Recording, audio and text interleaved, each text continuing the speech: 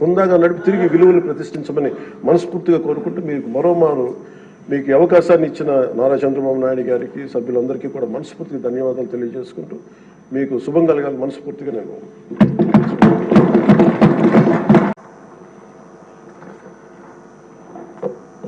Deputy speaker ఈరోజు ఎన్నికైన శ్రీ కనుమూరి రఘురామకృష్ణరాజు గారికి మనస్ఫూర్తిగా నా శుభాకాంక్షలు తెలియజేస్తాను. గౌరవ ముఖ్యమంత్రి శ్రీ నారా చంద్రబాబు నాయుడు గారికి, గౌరవ శాసనసభ్యులకు, మంత్రివర్గ సభ్యులకు, ప్రతి ఒక్కరికి నా హృదయపూర్వక నమస్కారాలు.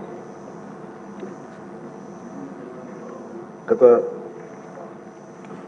5 సంవత్సరాల కాలంలో కానీ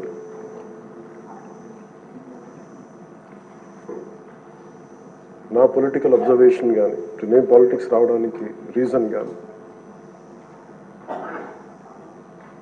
7 దశాబ్దాలుగా మన చరిత్ర చదువుకున్న రైట్ ఫ్రమ్ మన ఫ్రీడమ్ ఇండిపెండెన్స్ మూమెంట్ నుంచి చిన్నప్పుడు స్కూల్లో చరిత్ర చదువుకున్నా కానీ చాలా గొప్ప గొప్ప మహానుభావులు ప్రాణత్యాగాలు చేసి పోరాటాలు చేసి ఈ దేశాన్ని నిర్మించారు, ఈ వ్యవస్థలు నిర్మించారు. ఎక్కడా కూడా to deter criminals into politics. దేశమంతా పనిచేస్తుంది క్రిమినలైజేషన్ ఆఫ్ పాలిటిక్స్ ఉండకూడదని. కానీ దురదృష్టవశాత్తు 14లో ఒకసారి రావడానికి ప్రయత్నం చేస్తే అలాంటి వ్యక్తుల సమూహాన్ని నిలువరించాం. 19లో కుదరలేకపోయింది. 19 to 24 అప్పటి ప్రభుత్వం it's an ఎపిటమ్ of criminalization of politics. గౌరవ ముఖ్యమంత్రి గారు సౌత్ అమెరికాకు చెందిన ఒక నార్కాటిక్స్ క్రిమినల్ హెడ్ ఎలా కంపేర్ చేశారు.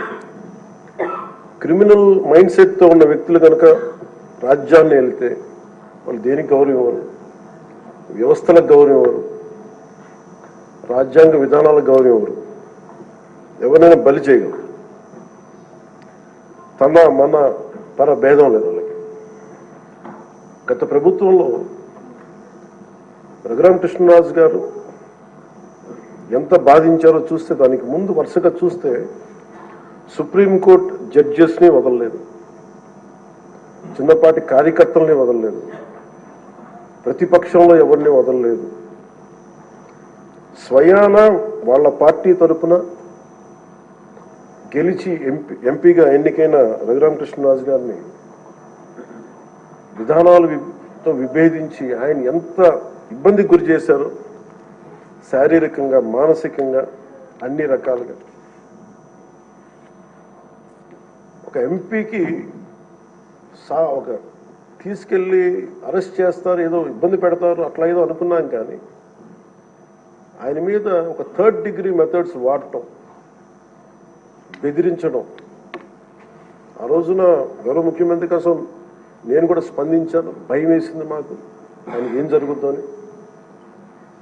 చాలా ఆవేదన కలిగింది.